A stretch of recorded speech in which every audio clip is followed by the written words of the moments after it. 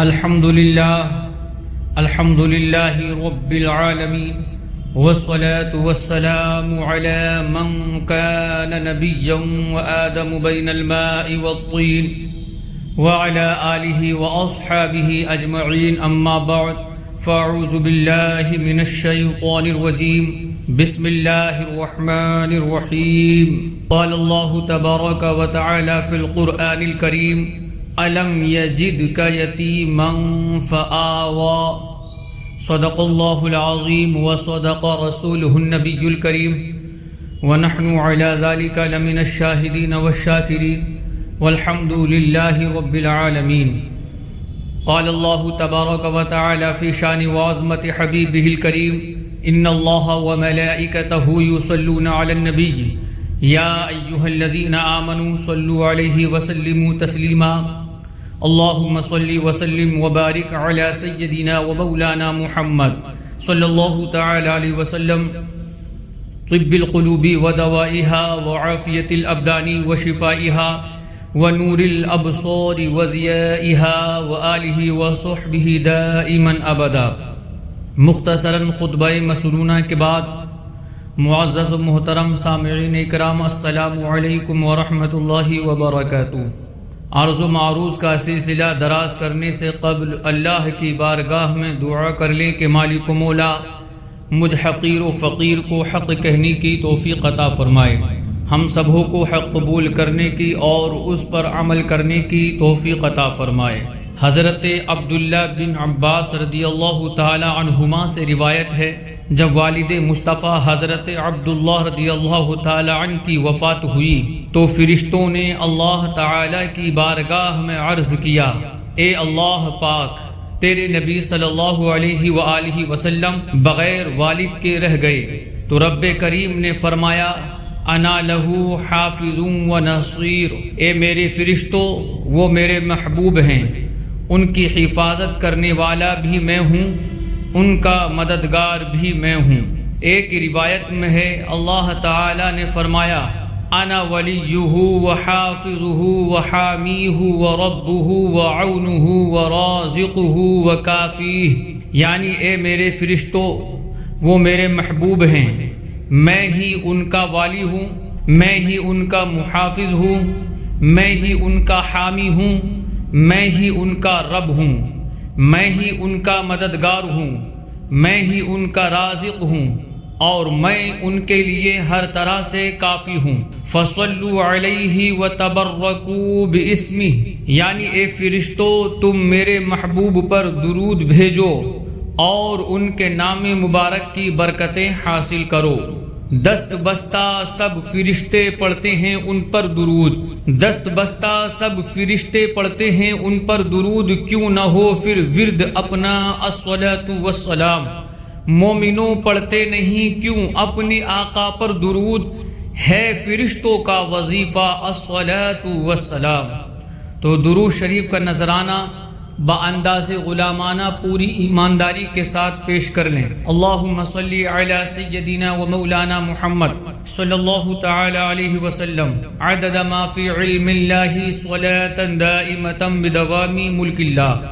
میرے عزیز، پچھلے جمعے کو ہم نے سورہ والضحیٰ کی آیت نمبر 5 اور اس کی کچھ وضاحت اور تفصیل سننے کی سعادت حاصل کی تھی، جس میں یہ بیان تھا کہ اللہ رب العزت کو اپنے محبوب صلی اللہ علیہ وآلہ وسلم سے بے پناہ محبت ہے.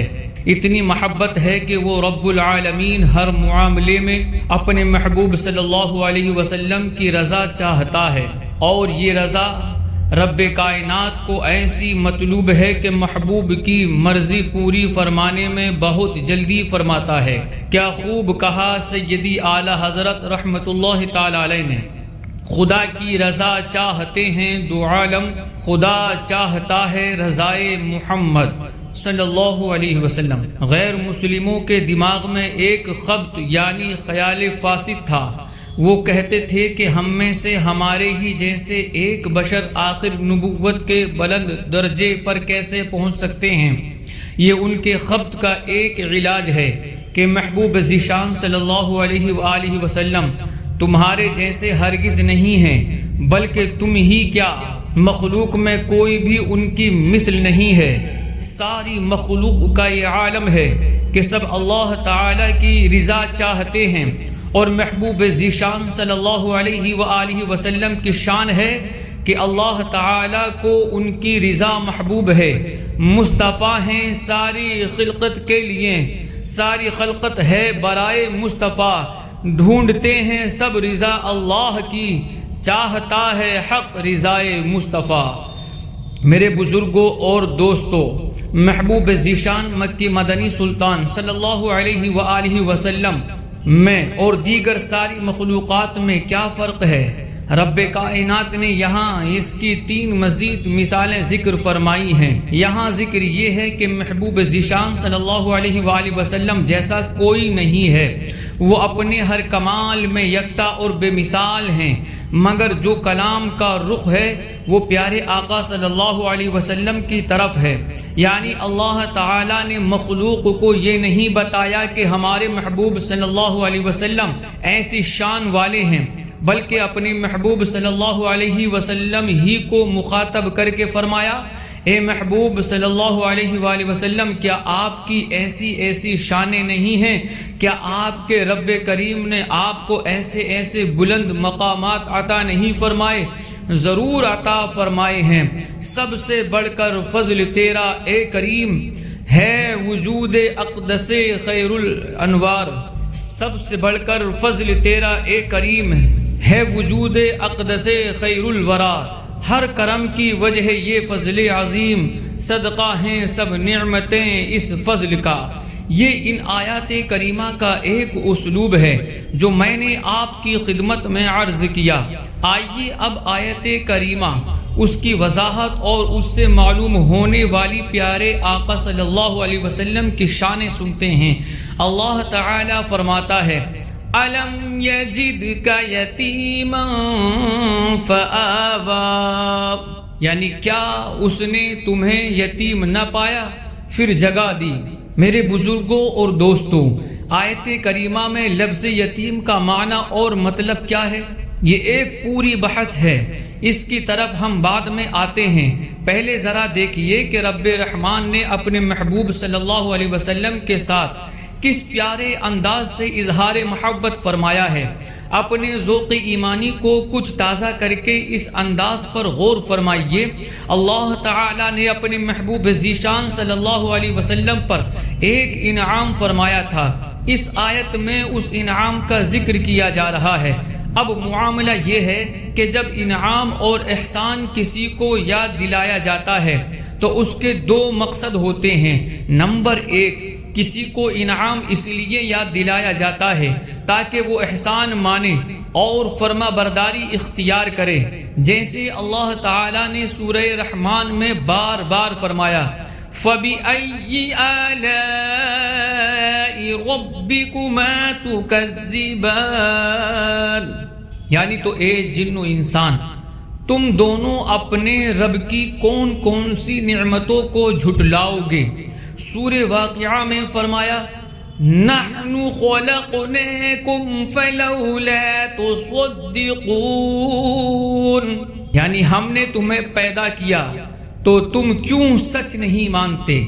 اسی طرح قرآن کریم میں بہت سارے مقامات پر اللہ تعالی نے ہم انسانوں کو اپنے احسانات انعامات یاد دلائے اور فرمایا ان انعامات کا شکر ادا کرو اور ہمارے فرما بردار ہو جاؤ۔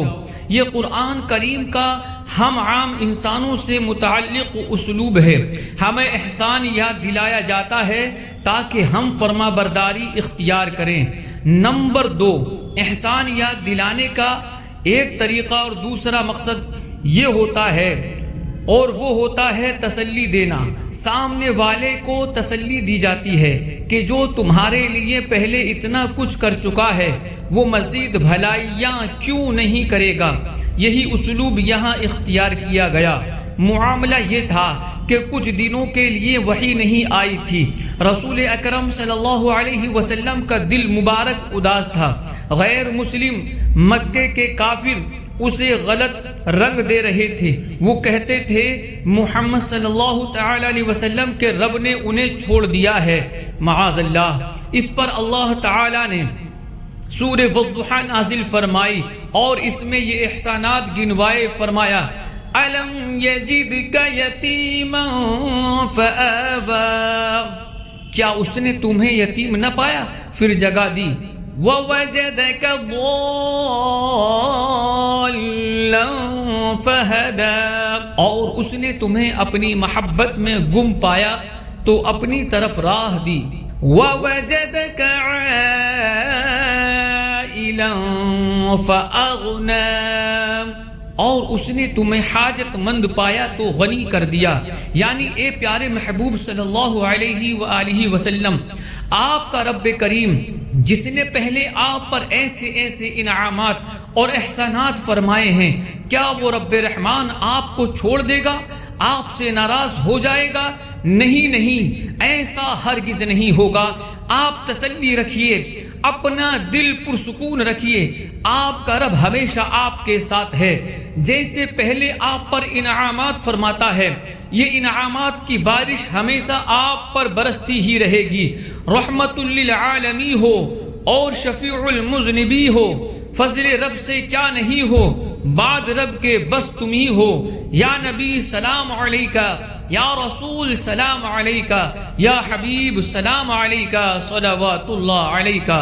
سبحان اللہ، کیا شان ہے میرے آقا و مولا مکی مدنی مصطفیٰ صلی اللہ علیہ وسلم کی۔ رب رحمان آپ سے کیسی محبت فرماتا ہے۔ آپ صلی اللہ علیہ وآلہ وسلم کا دل مبارک میلا ہو تو اللہ کریم کو یہ منظور ہی نہیں ہے۔ اس لیے تو مولانا حسن رضا خان صاحب رحمت اللہ تعالی علیہ کہتے ہیں، کسی کو کسی سے ہوئی ہے نہ ہوگی، خدا کو ہے جتنی محبت کسی کی۔ میرے عزیزو، اللہ تعالی نے فرمایا الم یجدک یتیما فآویٰ، کیا اس نے تمہیں یتیم نہ پایا پھر جگہ دی۔ اس جگہ لفظ یتیم کے دو معنی ہو سکتے ہیں، اور ان دونوں معنی کے لحاظ سے پیارے آقا مکی مدنی مصطفیٰ صلی اللہ علیہ وآلہ وسلم کی بہت پیاری پیاری شانیں ظاہر ہوتی ہیں۔ لفظ یتیم کا پہلا معنی یہ ہے کہ وہ بچہ جس کی ولادت سے پہلے یا بعد میں اس کا والد انتقال کر جائے، اسے یتیم کہتے ہیں۔ روایات میں ہے ہمارے آقا و مولا صلی اللہ علیہ وآلہ وسلم ابھی ظاہری دنیا میں تشریف فرما نہیں ہوئے تھے۔ سیدہ آمینہ رضی اللہ تعالی عنہا کے پاس امانت تھی۔ جب آپ کے والد محترم سیدنا عبداللہ رضی اللہ تعالی عنہ تجارت کے لیے ملک شام کی طرف روانہ ہوئے، واپسی پر مدینہ منورہ پہنچے، یہاں آ کر کچھ دن بیمار رہے، پھر اللہ تعالیٰ کو پیارے ہو گئے۔ چونکہ آپ صلی اللہ علیہ وآلہ وسلم کے والد محترم آپ کی ولادت شریف سے پہلے ہی رخصت ہو گئے تھے، اس لیے مکہ کے بعض لوگ آپ صلی اللہ علیہ وسلم کو یتیم عبداللہ کہتے تھے۔ اور ایک بات ذہن نشین کر لیجئے، یہاں ایک بات بطور خاص یاد رکھنے کی ہے کہ علماء اکرام نے پیارے آقا صلی اللہ علیہ وسلم کو یتیم کہنے سے منع فرمایا ہے۔ اس کی جگہ آپ کو در یتیم کہنا چاہیے۔ در یتیم کا معنی ہے بے مثال موتی۔ بہرحال پیارے آقا صلی اللہ علیہ وسلم دنیا میں اس حال میں تشریف لائے کہ آپ صلی اللہ علیہ وسلم کے والد وفات پا چکے تھے۔ اس میں بھی آپ صلی اللہ علیہ وسلم کی بہت ساری شانیں ہیں۔ حضرت امام جعفر صادق رحمت اللہ تعالی علیہ جو اہل بیت و اہل بیت پاک میں بہت بڑے امام ہیں، آپ کی خدمت میں سوال ہوا، محبوب کریم صلی اللہ علیہ وسلم کے والد محترم آپ کی پیدائش سے پہلے ہی وفات پا گئے تھے، اس میں کیا حکمت ہے؟ تو آپ نے فرمایا اس میں حکمت یہ تھی کہ مخلوق میں سے کسی کے بھی حقوق آپ کے ذمہ لازم نہ ہوں، یعنی آدمی چاہے جتنا بھی بلند رتبہ ہو، ماں باپ کے حقوق تو اس پر لازم رہتے ہی رہتے ہیں۔ اگر آپ صلی اللہ علیہ وسلم کے والدین دنیا میں تشریف فرما رہتے تو ان کے حقوق محبوب صلی اللہ علیہ وسلم پر لازم ہوتے، مگر رب رحمان کی غیرت نے یہ گوارا ہی نہ کیا کہ محبوب اس کے ہوں اور ان پر کسی بندے کا حق لازم آئے۔ اس لیے اللہ پاک نے والدین کریمین کو پہلے ہی اپنے پاس بلا لیا تاکہ سب مخلوق آپ صلی اللہ علیہ وسلم کے حقوق ادا کرے اور آپ پر کسی کا بھی حق لازم نہ ہو۔ یا صاحب الجمال و یا سید البشر من وجهك المنیر لقد نور القمر لا يمكن الثناء كما كان حقه بعد از خدا بزرگ توئی قصہ مختصر۔ اے حسن و جمال کے مالک، اے مخلوق کے سردار، آپ کے نورانی چہرے سے فیض لیتے ہوئے چاند روشن ہے، جیسا آپ کا حق ہے ویسی تعریف و توصیف بیان کرنا ہمارے بس کی بات نہیں۔ مختصر بات یہی ہے کہ رب کریم کے بعد سب سے بڑھ کر بزرگ تر ہستی آپ ہی ہیں۔ میرے بزرگوں اور دوستوں، آپ صلی اللہ علیہ وسلم کی ولادت باسعادت سے پہلے ہی والد محترم کی وفات ہو گئی۔ اس میں اور بھی بہت ساری حکمتیں ہیں۔ مثلا آپ صلی اللہ علیہ وآلہ وسلم یتیموں کے والی بن کر تشریف لائے، لہٰذا اپنا بچپن مبارک بھی اسی حالت میں بسر فرمایا۔ ہمارے ہاں عام طور پر ہوتا ہے جب ہم کسی سلجھے ہوئے سنجیدہ اور باسلیقہ بچے کو دیکھتے ہیں تو کہا جاتا ہے والدین پیرنٹس نے اس کی کتنی اچھی تربیت کی ہے۔ جب کسی کو اچھا کام کرتے دیکھتے ہیں تو پوچھتے ہیں کس کے بیٹے ہو، بتایا جاتا ہے فلاں کا بیٹا ہوں، تو کہتے ہیں ہاں ایسی باسلیقہ اولاد اسی کی ہو سکتی ہے۔ اب پیارے آقا صلی اللہ علیہ وسلم کی زندگی مبارک کو دیکھیے، بچپن شریف میں ہی آپ کی ہر ادا سے حسن ہی حسن جھلکتا تھا، ہر انداز نرالا اور با کمال تھا، آپ کے ہر طریقے میں سلیقہ ہی سلیقہ تھا۔ اب ایسا ممکن تھا کہ کوئی آپ صلی اللہ علیہ وسلم کی اداؤں کو دیکھ کر کہتا کہ یہ حضرت عبداللہ رضی اللہ تعالی عنہ کی تربیت کا نتیجہ ہے، آمینہ رضی اللہ تعالی عنہا نے بیٹے کی بہت اچھی تربیت کی ہے۔ اللہ پاک کی غیرت کو یہ ہرگز گوارا نہیں تھا، لہٰذا والدین کریمین کو پہلے ہی اپنے پاس بلا لیا تاکہ دیکھنے والے جان لیں کہ آپ صلی اللہ علیہ وسلم کے پیارے پیارے اخلاق و نورانی ادائیں، با کمال اور بے مثال انداز والدین کی تربیت کا رزلٹ و نتیجہ نہیں بلکہ خاص رب رحمان کی عنایات ہیں۔ تیرے خلق کو حق نے عظیم کہا، تیری خلق کو حق نے جمیل کیا، کوئی تجھ سا ہوا ہے نہ ہوگا شہا، تیرے خالق حسن و ادا کی قسم۔ یعنی اے بے مثل و بے مثال آقا صلی اللہ علیہ وسلم، خالق کائنات نے آپ کے اخلاق مبارکہ کو عظیم فرمایا ہے اور آپ کے نورانی جسم کو رب کریم نے جمیل فرمایا ہے، اور اے دو جہاں کے مالک، آپ کی حسین صورت و بے مثال سیرت کے خالق کی قسم، نہ کوئی آپ جیسا ہوا ہے نہ کوئی ہوگا۔ میرے بزرگوں دوستو، عربی لغت میں لفظ یتیم کا ایک معنی منفرد اور یکتا بھی آتا ہے۔ مثلا بے مثال موتی کو در یتیم کہا جاتا ہے۔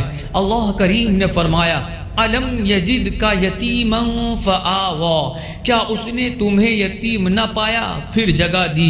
اس لحاظ سے معنی یہ ہوگا کہ اے پیارے محبوب صلی اللہ علیہ وآلہ وسلم، آپ اپنی قوم میں، اپنے قبیلے میں، اپنے شہر میں، بلکہ ساری مخلوقات میں یکتا اور بے مثال تھے، لہٰذا اللہ پاک نے آپ کو جانثار صحابہ عطا کر کے غلبہ عطا فرما دیا۔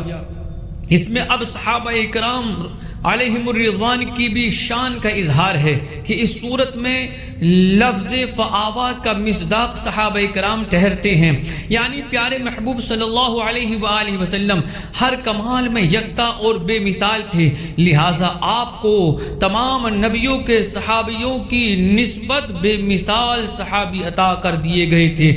مسند امام احمد میں روایت ہے، صحابی رسول حضرت عبداللہ بن مسعود رضی اللہ تعالی عنہ فرماتے ہیں اللہ تعالی نے بندوں کے دلوں کی طرف نظر فرمائی تو سب دلوں میں بہترین دل محمد مصطفیٰ صلی اللہ علیہ وسلم کا تھا، لہٰذا آپ کو رب رحمان نے نبوت و رسالت کے لیے منتخب فرمایا۔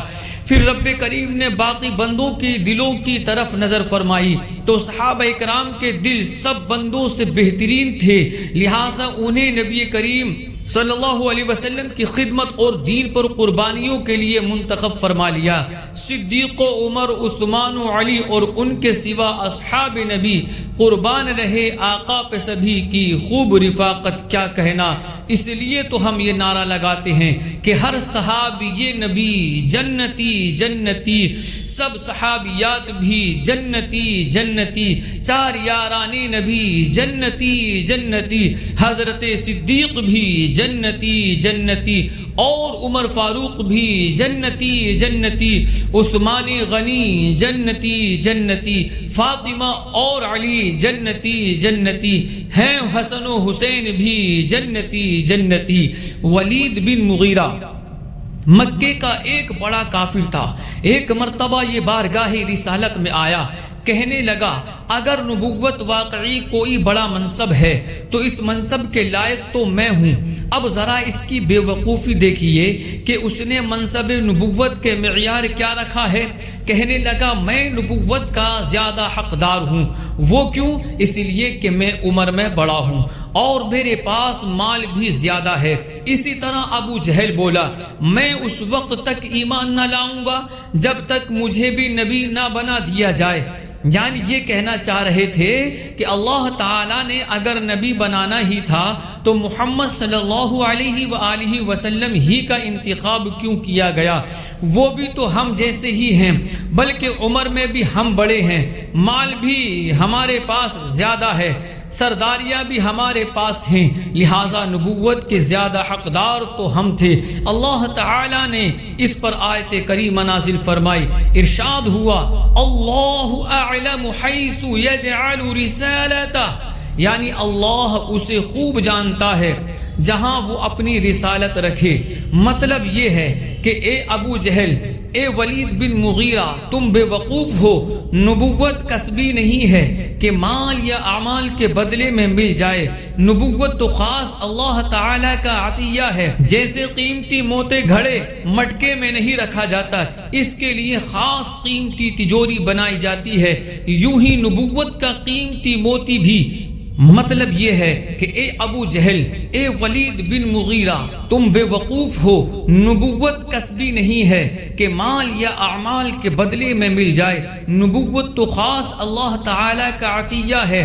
جیسے قیمتی موتی گھڑے مٹکے میں نہیں رکھا جاتا، اس کے لیے خاص قیمتی تجوری بنائی جاتی ہے، یوں ہی نبوت کا قیمتی موتی بھی خاص کمالات والوں ہی کو عطا کیا جاتا ہے، اور جن کو نبوت دینی ہو رب رحمان شروع سے ہی انہیں خاص کمالات عطا فرما کر پیدا کرتا ہے۔ میرے بزرگوں اور دوستوں، امام فخر الدین رازی رحمت اللہ تعالی علیہ بہت بڑے عالم دین ہیں، مفسر قرآن ہیں۔ آپ نے بہت کمال کا علمی نکتہ بیان کیا ہے۔ فرماتے ہیں اگرچہ نبوت کسبی نہیں ہے، اعمال سے حاصل نہیں کی جا سکتی، یہ خاص اللہ تعالیٰ کا انتخاب ہے، البتہ رب کریم جنہیں نبوت کے لیے منتخب فرماتا ہے یہ ضروری ہے کہ وہ روحانی طاقتوں میں بھی اور جسمانی طاقتوں میں بھی اپنی امت سے ارفع و اعلیٰ ہوں۔ لہٰذا انبیاء اکرام علیہ السلام کو دیکھنے کی طاقت بھی امت سے زیادہ دی جاتی ہے، سننے کی طاقت بھی سب سے زیادہ بخشی جاتی ہے، چکھنے کی طاقت، سونگنے کی طاقت، چھونے کی طاقت، اسی طرح عقل و فہم و فراست اور سمجھنے کی طاقت بھی ان میں ساری امت سے زیادہ ہوتی ہے۔ پھر اس کے ساتھ ساتھ ان کی روح بھی تمام لوگوں سے بڑھ کر پاک و صاف اور لطیف ہوتی ہے۔ اب دیکھیے ابو جہل کہتا ہے نبوت مجھے ملنی چاہیے تھی، ولید بن مغیرہ کہتا ہے نبوت مجھے ملنی چاہیے تھی، عمیر ثقفی کہتا ہے نبوت مجھے ملنی چاہیے تھی۔ اللہ تعالیٰ نے فرمایا اللہ اعلم حیث یجعل رسالتہ، اللہ اسے خوب جانتا ہے جہاں وہ اپنی رسالت رکھے۔ یعنی اے نبوت کے طلبگاروں، ذرا اپنی حالت و کنڈیشن تو دیکھو، ہمارے محبوب صلی اللہ علیہ وآلہ وسلم کے ساتھ تمہارا کیا مقابلہ ہے۔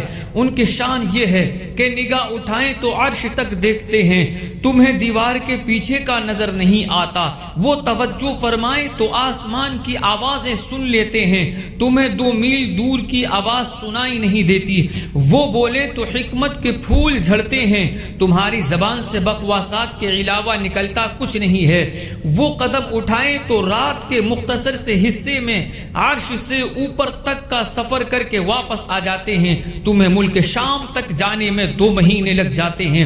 پھر ان کی مقدس روح کی بات کی جائے، پیارے پیارے آقا، پیارے پیارے دل کی بات کی جائے تو شان یہ ہے کہ غنچۂ باغ وحدت پہ لاکھوں سلام، لہٰذا تم کس منہ سے کہہ سکتے ہو کہ نبوت کے حقدار ہم ہیں؟ تمہارا منہ ہی کیا ہے؟ ہمارے محبوب صلی اللہ علیہ وسلم در یتیم ہیں، بے مثل ہیں، بے مثال ہیں، یکتا ہیں، با کمال ہیں، سب سے اعلیٰ و اعلیٰ ہمارا نبی، سب سے بالا و بالا ہمارا نبی، اپنے مولا کا پیارا ہمارا نبی، دونوں عالم کا دولہ ہمارا نبی، سارے اونچوں سے اونچا سمجھیے جسے، ہے اس اونچے سے اونچا ہمارا نبی، خلق سے اولیاء، اولیاء سے رسول اور رسولوں سے اعلیٰ ہمارا نبی، جس نے ٹکڑے کیے ہیں قمر کے وہ ہے نور وحدت کا ٹکڑا ہمارا نبی، لا مکان تک اجالا ہے جس کا وہ ہے ہر مکان کا اجالا ہمارا نبی، ہر مکان کا اجالا ہمارا نبی۔ میرے بزرگوں اور دوستوں، اللہ تعالیٰ نے فرمایا أَلَمْ يَجِدْكَ يَتِيمًا فَآوَىٰ، کیا اس نے تمہیں یتیم نہ پایا پھر جگہ دی؟ یعنی اے پیارے محبوب صلی اللہ علیہ وسلم، آپ زمانے بھر میں یکتا اور بے مثال ہیں، اب پیارے آقا صلی اللہ علیہ وسلم کیسے یکتا ہیں، کیسے بے مثال ہیں؟ چند روایتیں سنیے۔ سلطان المفسرین عظیم صحابی رسول حضرت عبداللہ بن عباس رضی اللہ تعالی عنہما فرماتے ہیں، لم یکن لرسول اللہ صلی اللہ تعالی علیہ وآلہ وسلم ذل، یعنی سراپا معجزہ نبی رسول ہاشمی صلی اللہ علیہ وآلہ وسلم کے جسم پاک کا بالکل سایہ نہیں تھا۔ آپ صلی اللہ تعالی علیہ وسلم جب کبھی چراغ کے سامنے تشریف لاتے تو آپ کا نور مبارک چراغ کی روشنی پر غالب آ جاتا تھا، اور جب سورج کے سامنے تشریف لاتے تو نور مصطفیٰ کے سامنے سورج کا نور ماند پڑتا جاتا تھا۔ یہی منظور تھا قدرت کو کہ سایہ نہ بنے، یہی منظور تھا قدرت کو کہ سایہ نہ بنے، ایسے یکتا کے لیے ایسی ہی یکتائی ہو۔ مسلمانوں کی پیاری امی جان حضرت عائشہ صدیقہ طیبہ طاہرہ رضی اللہ تعالی عنہا فرماتی ہیں، نور والے آقا صلی اللہ علیہ وسلم جب بھی لمبے قد والے آدمیوں کے درمیان چلتے تو آپ صلی اللہ علیہ وسلم ان سے اونچے ہی دکھائی دیتے تھے، مگر حیرت کی بات یہ تھی کہ جیسے ان لمبے قد والوں سے جدا ہوتے تو آپ کا قد مبارک درمیانہ دکھائی دیتا تھا۔ تیرا قد تو نادر دہر ہے، کوئی مثل ہو تو مثال دے، نہیں گل کے پودوں میں ڈالیاں کے چمن میں سروے چما نہیں۔ حدیث پاک کی مشہور کتابوں ترمذی، ابن ماجہ اور مسند امام احمد کی روایت ہے کہ ایک روز سرکار عالی وقار مکی مدنی تاجدار صلی اللہ تعالی علیہ وآلہ وسلم نے فرمایا، بے شک میں وہ دیکھتا ہوں جو تم نہیں دیکھتے، میں وہ سنتا ہوں جو تم نہیں سنتے، بے شک آسمان چرچرایا اور اس کا حق ہے کہ وہ چرچرائے، کیونکہ آسمان پر 4 انگلیوں کے برابر بھی جگہ ایسی نہیں ہے جہاں کوئی فرشتہ پیشانی رکھے رب کریم کے حضور سجدہ نہ کر رہا ہو۔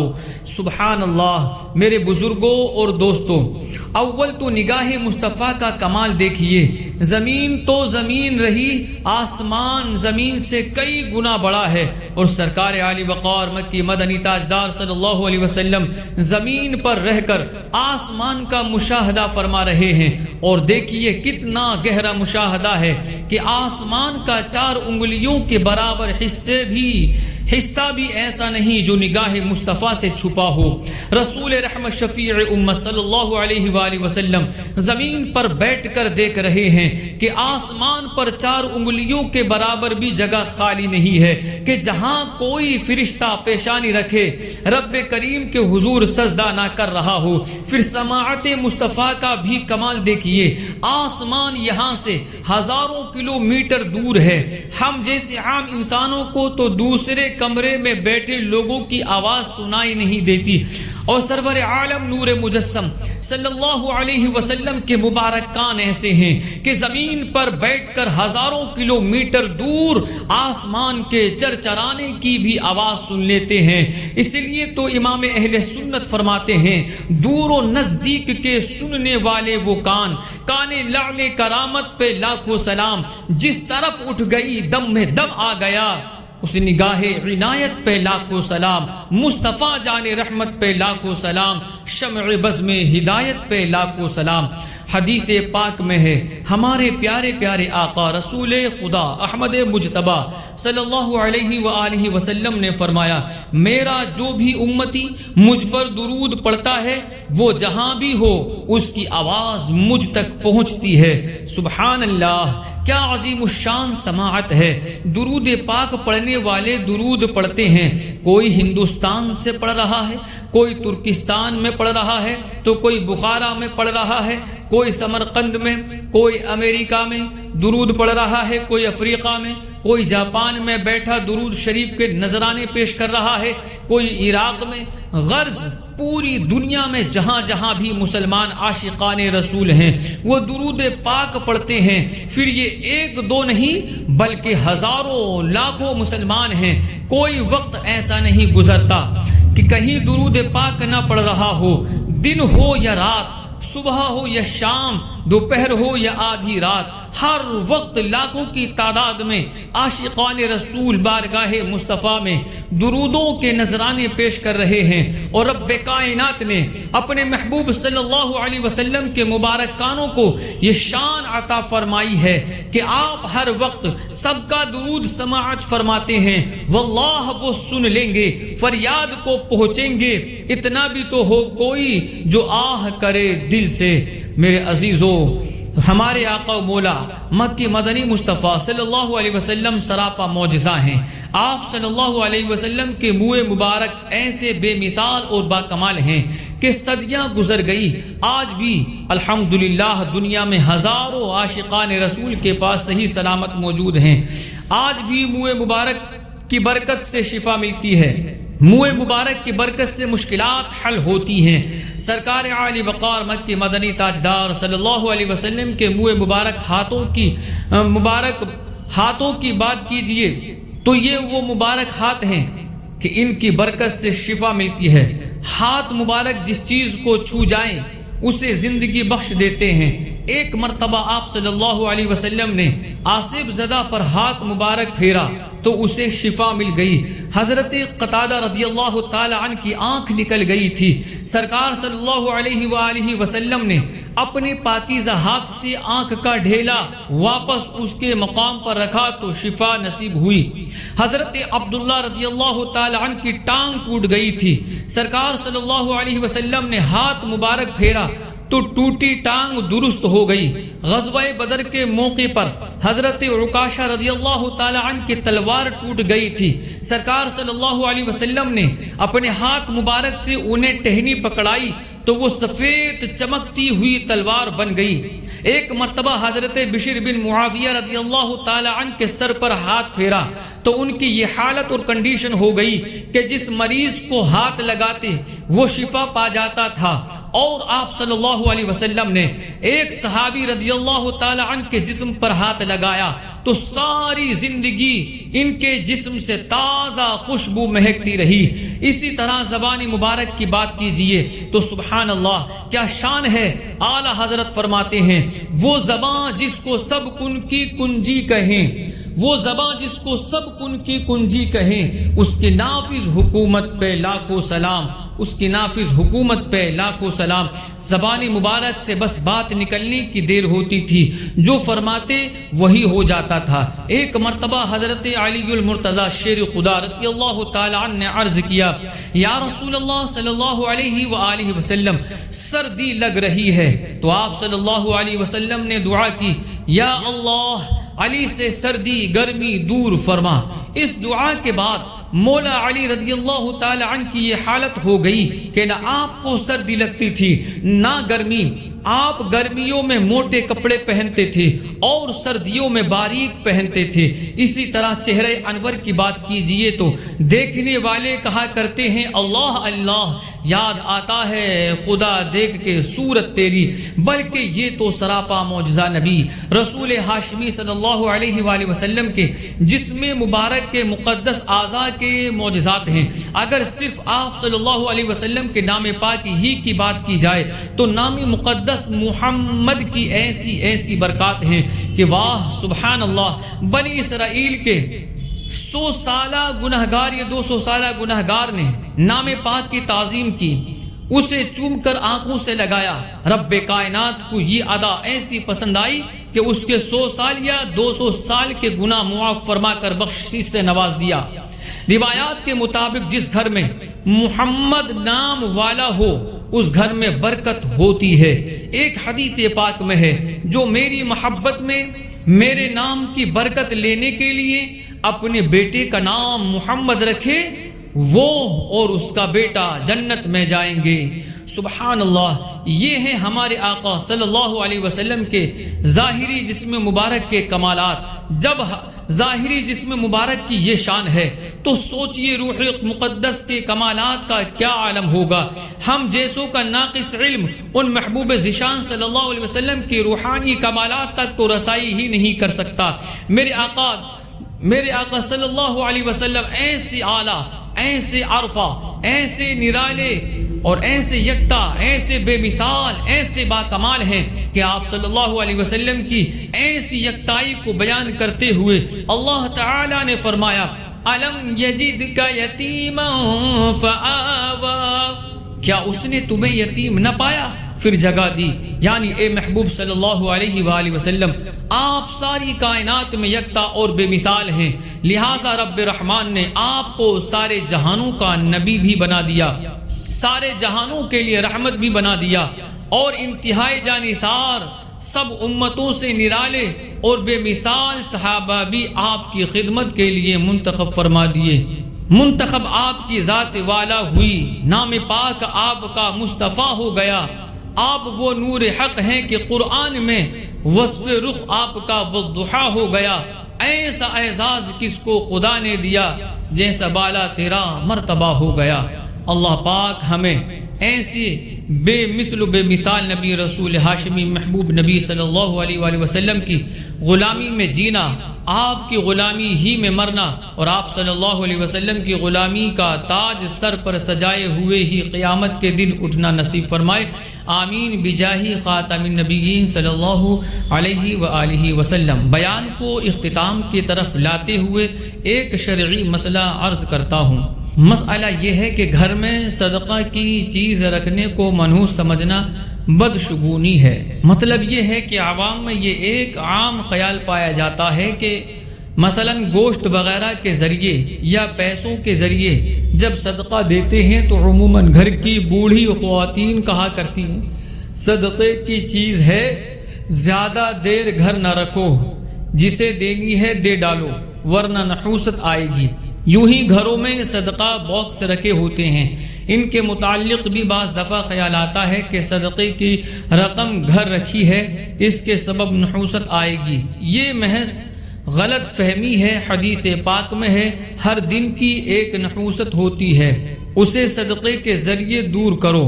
پس صدقہ وہ عمل ہے جو بلا کے اسباب جمع ہو جانے کے بعد بھی بلا کو دور کر دیتا ہے۔ معلوم ہوا صدقہ نحوستیں بھگانے والا ہے، اس کے ذریعے برکتیں آتی ہیں، بلائیں جاتی ہیں۔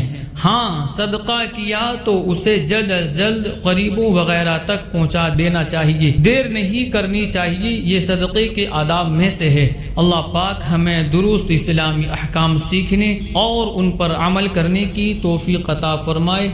استغفر اللہ ربی من کل ذنب واتوب الیہ۔ کہنے سننے میں جو غلطیاں ہو چکی ہیں رب کائنات ان تمام کو معاف فرمائے اور کہنے سے زیادہ عمل کی توفیق عطا فرمائے۔ وآخر دعوانا ان الحمد للہ رب العالمین۔ السلام علیکم ورحمۃ اللہ وبرکاتہ۔